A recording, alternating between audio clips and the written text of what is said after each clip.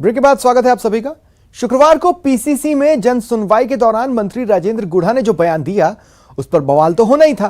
सो PCC chief Dotasra आगे आए और गुढ़ा को ऐसी बयानबाजी न करने की नसीहत दी। कल्चर पर सवाल, मच गया बवाल, मचा घमासान तो चीफ ने संभाली कमान। सही नहीं है ऐसे बयान, आगे से रखें ध्यान। मैं उनका सम्मान करता हूं, लेकिन मैं उनसे उम्मीद करता हूं कि वो इस तरीके की बयानबाजी कभी नहीं। गुढ़ा का गुस्सा, डोटासरा का फरमान। वो हम जो लोग हैं, वो जितने भी हम लोग अब पीसीसी में जन सुनाई कर रहे हैं, कांग्रेस कल्चर के लोग नहीं हैं। कांग्रेस कल्चर, और हमने तो कांग्रेस की सरकार है, वो बनाई भी है, इसको बचाया है। कल्चर हमारा कांग्रेस कल्चर में अभी हम सेट नहीं हो पाए। गहलोत कैबिनेट में मंत्री राजेंद्र गुढ़ा कांग्रेस कल्चर में सेट नहीं हो पा रहे हैं। शुक्रवार को पीसीसी ऑफिस में बैठकर ही जब गुढ़ा ने कांग्रेस कल्चर की धज्जियां उड़ाई तो घमासान तो मचना ही था। ऐसे में पीसीसी चीफ गोविंद सिंह डोटासरा ने कमान संभाली और फरमान सुना दिया।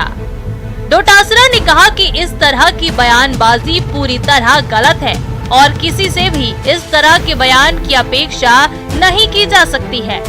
राजेंद्र गुढ़ा जी आलाकमान और मुख्यमंत्री जी के बनाए हुए मंत्री हैं। प्रदेश कांग्रेस कमेटी उनका आदर करती है, लेकिन कोई भी ऐसी बात, ये तो प्रदेश कांग्रेस कमेटी की बात है, कहीं भी उनसे कतई अपेक्षा नहीं की जा सकती कि वो इस तरीके की बात करें। इसलिए मैं एज ए प्रदेश कांग्रेस कमेटी के अध्यक्ष सभी हमारे मंत्री, विधायक, पदाधिकारियों से आग्रह करूंगा कि वो किसी के भी खिलाफ, चाहे वो धारीवाल जी हों, चाहे कोई हो, किसी के भी खिलाफ सार्वजनिक रूप से कोई बयानबाजी या कोई बयान नहीं दे। गोविंद सिंह डोटासरा को क्यों इस तरह की बात कहनी पड़ी और राजेंद्र गुढ़ा को क्यों नसीहत देनी पड़ी, इसके लिए आपको शुक्रवार को गुढ़ा के बयान को सुनना होगा जो उन्होंने पीसीसी में जन सुनवाई के दौरान दिया था। जयपुर प्रदेश कांग्रेस कार्यालय में जन सुनवाई के दौरान राज्य मंत्री राजेंद्र गुढ़ा ने बड़ा बयान दिया है। अपनी ही पार्टी पर तंज कसते हुए गुढ़ा ने कहा था कि हम लोग कांग्रेस कल्चर में सेट नहीं कर पाए। हम लोगों ने कांग्रेस की सरकार बनाई और उसे बचाई भी, लेकिन कल्चर में सेट नहीं कर पाए। वो हम जो लोग हैं, वो जितने भी हम लोग अब पीसीसी में जन सुनाई कर रहे हैं, कांग्रेस कल्चर के लोग नहीं हैं। कांग्रेस कल्चर, और हमने तो कांग्रेस की सरकार है, वो बनाई भी है, इसको बचाया है। कल्चर हमारा कांग्रेस कल्चर में अभी हम सेट नहीं हो पाए। कल्चर कौन सा है हमारा? अब पता नहीं क्या है कांग्रेस का, हमारा तो हम तो हमारे हिसाब से आते हैं। आपका क्या कल्चर? अब हाथों हाथ लोगों के काम कर दो, तुरंत काम कर दो। लोगों का हाथों हाथ, इसमें मेरा ये अनुरोध है कि अधिकारियों को आप टाइम बाउंड करो कि आप काम करके वापस बताना, चाहे वो आईएएस हो, चाहे वो आईपीएस हो, आप उनसे रिक्वेस्ट करना, देख लेना, निवेदन है कृपा करके, ये नहीं आप काम करके वापस बताना मुझे। तो ये सरकार के मंत्रियों की परफॉर्मेंस पर सवाल उठा रहे हैं। नहीं, करना चाहिए इस तरीके से। मेरा एक सुझाव है कि आप सरकार है तो अधिकारियों को लगाम खींच के रखनी चाहिए। असवार तगड़े होंगे तो अब हमारे भी तगड़े असवार है, खींच के रखते हैं, और मैं भी तो लगाम खींच के रख रहा। काम हो रहे हैं थोड़ी बहुत अटके, उनके लिए कोई थोड़ी बहुत कोई अलाइनमेंट गड़बड़े ठीक कर देंगे। अपनी बेबाक बयानबाजी के लिए जाने जाने वाले राजेंद्र गुढ़ा बीएसपी की टिकट पर जीतकर आए थे और बाद में कांग्रेस में शामिल हो गए, लेकिन जिस तरह की भाषा बोल रहे हैं वो कांग्रेस को असहज कर रही है। ऐसे में डोटासरा ने गुढ़ा को ऐसी बयानबाजी से परहेज करने की नसीहत दे डाली। प्रदेश में वर्तमान सियासी परिस्थितियों में गुढ़ा के खिलाफ डोटासरा शायद इससे ज्यादा कुछ कर भी नहीं सकते हैं। न्यूज़ 18 राजस्थान के लिए जयपुर से दिनेश शर्मा की रिपोर्ट। और अब बात स्थानीय प्रशासन और नगर परिषद की लापरवाही की। नागौर के लक्ष्मी तारा सिनेमा हॉल के पास एक मैदान में कचरा डिस्पोज करने के लिए बनाए गड्ढे में भरे पानी में डूबने से 4 बच्चों की मौत हो गई। पुलिस मौके पर पहुंची, गोताखोरों की मदद से बच्चों को बाहर निकाला। गड्ढे में साठिया बस्ती के रहने वाले 4 बच्चे घर से बाहर खेलने के लिए कहकर निकले थे। उनके पैर फिसलने से गड्ढे में गिर गए। डूबने से उनकी मौत हो गई। बच्चों को अस्पताल ले जाया गया, जहां डॉक्टरों ने मृत घोषित कर दिया।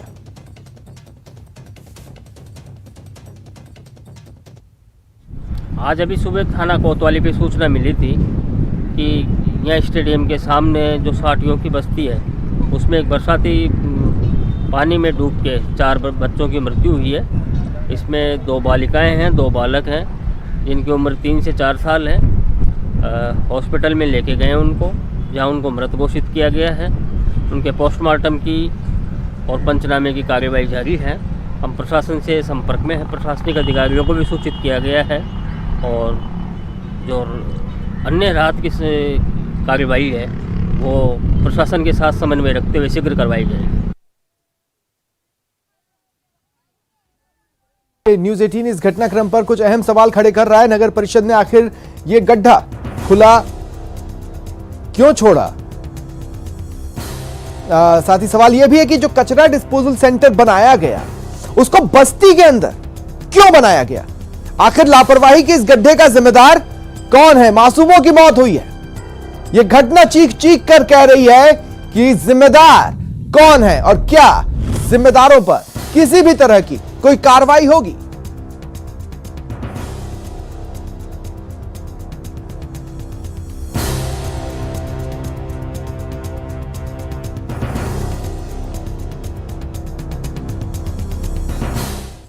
बात पाली की, जहां रोहट थाना क्षेत्र के सुकलाई गांव में नाड़ी में डूबने से 3 बच्चों की मौत हो गई। नाड़ी पिछले काफी समय से सूखी थी। शुक्रवार को हुई बारिश से लबालब भर गई। इस बीच तीनों बच्चे नहाने चले गए। पानी गहरा होने की वजह से डूब गए। पुलिस ने तीनों बच्चों के शव पोस्टमार्टम के लिए भेजे हैं।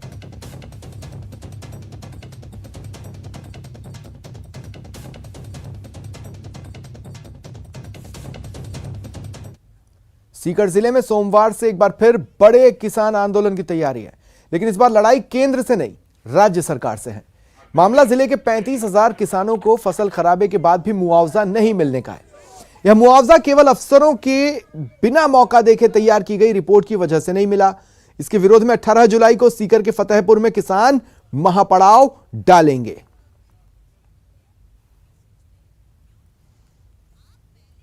पिछले 2 महीने से फतेहपुर तहसील के किसानों में एक मूवमेंट चल रहा है। कृषि आदान अनुदान के जो रुपए स्वीकृत हुए हैं वो रुक गया था। इसको लेकर किसानों में भारी रोष है और वो रोष 18 तारीख को गुस्से के रूप में फूटेगा। फेमिना मिस इंडिया 2022 में फर्स्ट रनर अप रही रूबल शेखावत शनिवार को जयपुर पहुंची। राजधानी में एलीट मिस राजस्थान ने रूबल का भव्य स्वागत किया। बहुत ही हैप्पी हूँ कि I am able to represent. मैंने राजस्थान को एक नेशनल लेवल पे रिप्रेजेंट किया है और coming from a conservative community जहाँ पे इतना सपोर्ट नहीं मिलता है हमारी कम्युनिटी की लड़कियों को, वही कहीं ना कहीं मेरा मोटिवेशन था कि मैं इस करियर में परस्यू करूँ और अपने गोल्स को अचीव करूँ, ताकि मैं मोटिवेट करूँ और इन्फ्लुएंस कर पाऊँ हर उन लड़कियों को जो इस ड्रीम को, इस करियर को फॉलो करना चाहती हैं। और I am happy that I was able to bring that change, क्योंकि मेरे पेरेंट्स भी स्टार्टिंग में इतना सपोर्टिव नहीं थे for this career, but now they are, now they feel proud of me. तो जो मैंने चेंज उनके मेंटालिटी में लाना है, मैं चाहती हूँ वही चेंज मैं सोसाइटी में ला पाऊँ एक दिन, एंड वही मेरा मोटिवेशन है to follow my dreams. Bharatpur जिले के कामा ब्रज क्षेत्र में कनकांचल पर्वत और आदि बद्री पर्वत पर हो रहे अवैध खनन को लेकर साधु संतों का गुस्सा फूट पड़ा। भारी संख्या में साधु संत कामा के गया कुंड पहुंचे, वहां स्नान कर अपना पिंडदान किया। सभी साधु संतों ने मुंडन कराया, प्रशासन को चेतावनी दी, या तो अवैध खनन को बंद कराओ, नहीं तो आंदोलन के संयोजक बाबा हरिबोल दास 19 जुलाई को मुख्यमंत्री आवास के सामने आत्मदाह करेंगे।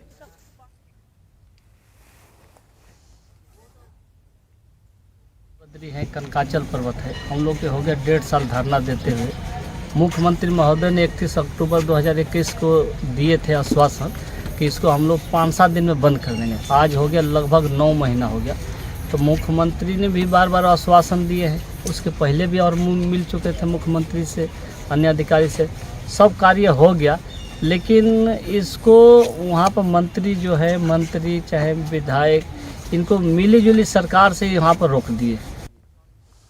17 जुलाई को आयोजित होने वाली नीट की परीक्षा को लेकर रेल विभाग ने कमर कस ली है। उत्तर पश्चिम रेलवे ने अभ्यर्थियों के लिए 20 रूट पर रेलों में बदलाव किए हैं। इन 20 रेलों में अतिरिक्त साधारण श्रेणी के डिब्बे जोड़े गए हैं ताकि अभ्यर्थी जनरल टिकट लेकर परीक्षा देने जा सके।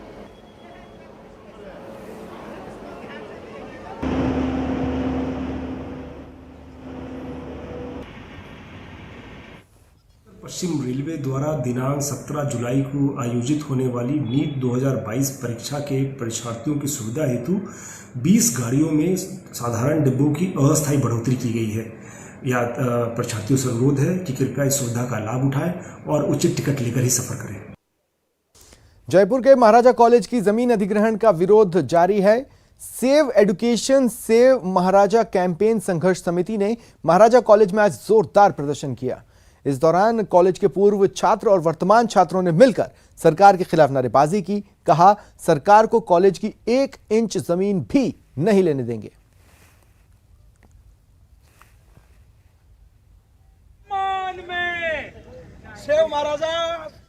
महाराजा कॉलेज प्रांगण में महाराजा कॉलेज जमीन अधिग्रहण के विषय में सभी पूर्व छात्र, वर्तमान छात्र इकट्ठे हुए हैं और महाराजा कॉलेज प्रिंसिपल को इस संदर्भ में ज्ञापन दिया है। माननीय सरकार से, माननीय मुख्यमंत्री से, माननीय मंत्री जी से निवेदन है कि वो एक सड़क चौड़ी करने के नाम पर शिक्षा के मंदिर को ना उजाड़ें। जितने भी छात्र हैं जो यहाँ से पास आउट हैं, वो सारे आज एकत्रित महाराजा कॉलेज ग्राउंड में हुए हैं और ये जो भूमि अधिग्रहण किया जा रहा है सरकार के द्वारा, उसका पूरे जोर से विरोध कर रहे हैं। सारे लोग ये मांग कर रहे हैं पूरी जोर से कि इस ज़मीन को जो अधिग्रहण की जा रही है, ये शिक्षा की है, इसको आप ग्रहण न करें। महाराजा कॉलेज की ज़मीन को सरकार एक दूरदर्शिता पूर्ण तरीके से लेना चाह रही है, तो आज हम सब इसका विरोध करने यहाँ पर आए हैं और इसके लिए हमने जो धारीवाल जी हैं उनके लिए ज्ञापन दिया है। वो ज्ञापन जो है हमने महाराजा कॉलेज के प्रिंसिपल को सौंपा है। खबर जालोर के आहोर से। बधाल हाईवे से परेशान लोगों का गुस्सा फूट पड़ा। पूर्व विधायक शंकर सिंह राजपुरोहित के नेतृत्व में सैकड़ों की संख्या में लोग सड़कों पर उतरे और हाईवे को जाम कर प्रदर्शन किया। लोगों का कहना है टोल कंपनी के मनमाने तरीके से टोल वसूली के बावजूद हाईवे पर 2 से 3 फीट गहरे गड्ढे हो चुके हैं। साथ ही हाईवे का सुधार नहीं हो रहा, जिससे प्रत्येक दिन हादसे हो रहे हैं।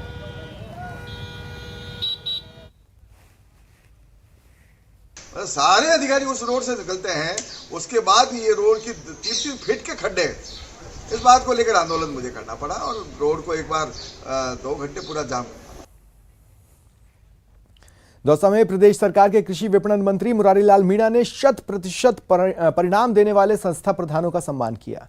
मुरारी लाल मीणा ने कहा, जब तक विधायक हूं तब तक मुहिम जारी रखूंगा। मंत्री मीणा ने पिछले 5 सालों में सम्मान देने वाली मुहिम चला रखी है। इसी के तहत दौसा के रामकरण जोशी स्कूल में शैक्षिक संवाद राज्य मंत्री मुरारी लाल के साथ कार्यक्रम का आयोजन किया गया। इसमें 100% परिणाम देने वाले स्कूलों के संस्था प्रधानों का सम्मान हुआ। बोर्ड परीक्षाओं में टॉपर का भी सम्मान किया गया। टॉपर्स को इस बार भी निजी खर्चे से हवाई यात्रा कराने का ऐलान किया गया। स्कूल में विकास कार्य के लिए अतिरिक्त राशि का भी ऐलान हुआ। प्रधानाचार्य के साथ में, लेक्चर के साथ में हमने हमारा संवाद रखा और लगातार उसकी मॉनिटरिंग करी और हमने अनेक प्रकार के प्रोत्साहन संस्थाओं के लिए, संस्था प्रधानों के लिए और बच्चों के लिए रखे। उसका रिजल्ट ये रहा कि 2018 में हमारे ज़िले का नंबर करीब 26वां था, जो प्रगति करते करते करते आज हम दूसरे नंबर पर राजस्थान के अंदर हैं, विधानसभा पहले नंबर पर है। कार्यक्रम की वजह से हमें प्रेरणा मिली कि हमें ऐसा कुछ करना चाहिए और जो पिछले छात्र थे उनको जैसा प्रोत्साहन मंत्री जी ने दिया वैसा ही हमें पाने की चेष्टा थी, इसलिए हमने प्रयास किया और आज हम इस मुकाम पर हैं। मैं साइंस स्ट्रीम से हूँ और मेरी 89.80% बनी है। मेरे पैर पेरेंट्स और मेरे स्कूल टीचर ने मुझे बहुत सपोर्ट किया और मुझे उन्हीं से मोटिवेशन मिली है। मोटिवेशन मुझे स्कूल के टीचर से और मेनली मेरे पेरेंट्स से मिली, और फिर ये जो मंत्री जी का जो चली है मुहिम की हवाई यात्रा करवाने की, उससे मुझे और सपोर्ट मिला, तो मैंने मेहनत करी। हमारे आपस में एक दूसरे की प्रतिस्पर्धा उन्होंने जागृत की और जिससे हम सब हर्षित होकर जोश के साथ काम करके अच्छे से अच्छा परीक्षा परिणाम को दिलवाया है। निश्चित रूप से मंत्री जी की जो ये पहल हुई है, पिछले वर्ष भी इस तरह से सम्मानित किया गया था हम लोगों को, और निश्चित रूप से इससे कंपटीशन की भावना बढ़ती है और हर प्रधानाचार्य ये चाहता है कि मेरा 100% परिणाम आए और मुझे भी सम्मान का पात्र माना जाए। माननीय मंत्री महोदय की जो ये मुहिम है, उससे हमारे विद्यालय में भी एक अच्छा परिणाम देने के लिए सकारात्मक माहौल का निर्माण हुआ है और विद्यार्थियों में भी एक प्रतियोगिता का एक माहौल बना है ताकि विद्यालय का भी अच्छे से अच्छा परिणाम मिले। इस बार जो रिजल्ट मेरे विद्यालय का रहा वो 12th का 100% रहा और 10th का मेरे 96% रहा, और मेरे एक बच्चे का ब्लॉक लेवल पे सबसे श्रेष्ठ नंबर आए हैं, आयुष बैरवा, जिसको श्रीमान मंत्री महोदय की तरफ से हवाई जहाज में यात्रा करने का मौका मिला। खबर नागौर से। थावला कस्बे में राजकीय विद्यालय पर आज छात्राओं का प्रदर्शन दिखा।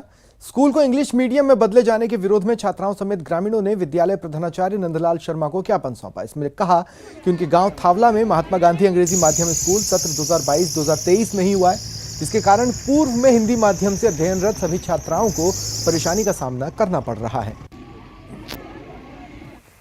ग्रामीणों द्वारा की गई है महात्मा गांधी अंग्रेजी माध्यम विद्यालय जो राजकीय आदेशानुसार किया गया है, उसके विरोध में इनका ये कहना है कि हमारी विद्यालय हिंदी माध्यम ही रहनी चाहिए, अंग्रेजी माध्यम नहीं होना चाहिए। कोरोना काल के दौरान लगातार आर्थिक स्थितियों पर चोट हुई। कई परिवार कोरोना से बुरी तरह प्रभावित हुए, कई लोगों की रोजी रोटी चली गई। हालांकि उस समय कई स्वयंसेवी संस्थाएं और भामाशाह आगे आए जो संकट में ऐसे परिवारों का सहारा बने। आज भी कई परिवार ऐसे हैं जो रोजी रोटी और आर्थिक मार झेल रहे हैं। जोधपुर की मणिदीप संस्था उन परिवारों के लिए एक सहारा बनकर उभरी है और ऐसे एक दो नहीं, तकरीबन 200 परिवार हैं जिनको जोधपुर में ज्ञान योगी श्री नंद किशोर शारदा साधना स्थली मणिद्वीप के माध्यम से आर्थिक संबल प्रदान किया जा रहा है। बीजेपी के राष्ट्रीय अध्यक्ष जेपी नड्डा इस वक्त मीडिया से मुखातिब हैं, सीधे चलते हैं। चयन प्रक्रिया, तो इस चयन प्रक्रिया के लिए हम सब लोग बैठे थे। आदरणीय प्रधानमंत्री जी की उपस्थिति में सभी बातों की चर्चा हुई। कई नाम हमारे पास आए जिन पर चर्चा हुई, बड़ी वृहद चर्चा हुई। सभी दृष्टि से चर्चा में समाज की दृष्टि से, देश की आवश्यकता, बाकी सारी चीज़ों को देख करके सभी नामों पर बड़ा गौर किया गया। लेकिन सभी नामों पर गौर करने के बाद हम सब लोग और भारतीय जनता पार्टी की संसदीय बोर्ड इस निष्कर्ष पर पहुंची है कि उपराष्ट्रपति पद के लिए भारतीय जनता पार्टी और एनडीए के प्रत्याशी के रूप में हमारे किसान पुत्र श्री जगदीप धनखड़ जी को हम उपराष्ट्रपति पद के लिए अपना प्रत्याशी के रूप में घोषित करते हैं। हम सब लोग जानते हैं कि जगदीप धनखड़ जी, श्री जगदीप धनखड़ जी, ये वेस्ट बंगाल के अभी गवर्नर हैं और लगभग 3 दशक तक सार्वजनिक जीवन में इन्होंने काम किया है। धनखड़ जी एक साधारण परिवार से, किसान पुत्र, एग्रेरियन परिवार से, किसान की भूमि से आते हुए अपने जीवन में सामाजिक और आर्थिक बाधाओं को पार करते हुए उन्होंने अपने जीवन में उच्च लक्ष्य को प्राप्त करने में और सामाजिक जीवन के रूप में देश की सेवा करने में कोई कसर नहीं छोड़ी है। जैसा मैंने बताया कि वो एक किसान परिवार को बिलोंग करते हैं और उनका लालन पालन झुंझुनू के एक डिस्ट्रिक्ट के गांव में वहाँ हुआ और गांव के स्कूल से पढ़ाई करते हुए उन्होंने सैनिक स्कूल चित्तौड़गढ़ से अपनी शिक्षा ली। बाद में वो राजस्थान यूनिवर्सिटी में फिजिक्स की उन्होंने पढ़ाई की और साथ में एलएलबी किया। वह फर्स्ट जनरेशन के प्रोफेशनल हैं, यानी वकालत के रूप में वो फर्स्ट जनरेशन में वकील बने और बहुत ही कम समय में उन्होंने अपने आप को राजस्थान हाई कोर्ट में एक सक्षम वकील, एक प्रसिद्ध वकील के रूप में स्थापित किया और साथ ही साथ सुप्रीम कोर्ट में भी उन्होंने अपना नाम एक वकील के रूप में स्थापित किया। So he is a first generation lawyer, first generation professional, और सार्वजनिक जीवन में आने से पहले वो एक प्रतिष्ठित वकील के रूप में उन्होंने अपने आप को स्थापित किया।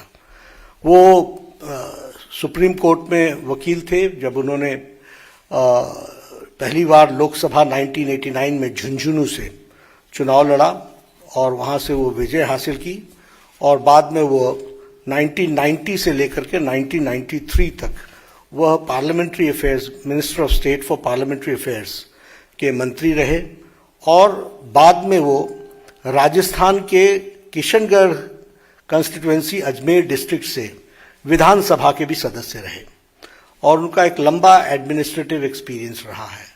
हम सब जानते हैं कि वो जुलाई महीने 2019 में उन्होंने राज्यपाल का पद वेस्ट बंगाल में, पश्चिम बंगाल के राज्यपाल के पद को संभाला as governor of West Bengal. और हम जानते हैं कि उनकी छवि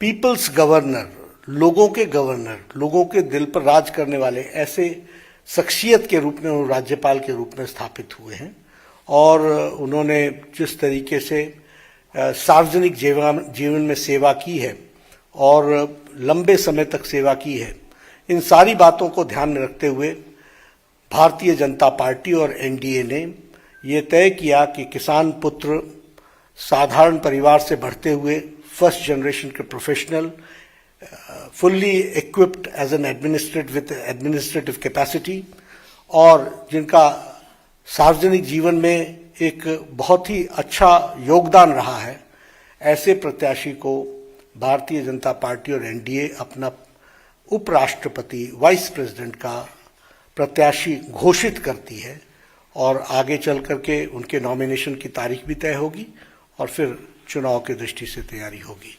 मुझे यही आप सबको बताना था। श्री जगदीप धनखड़ हमारे एनडीए के प्रत्याशी हैं। बहुत बहुत धन्यवाद।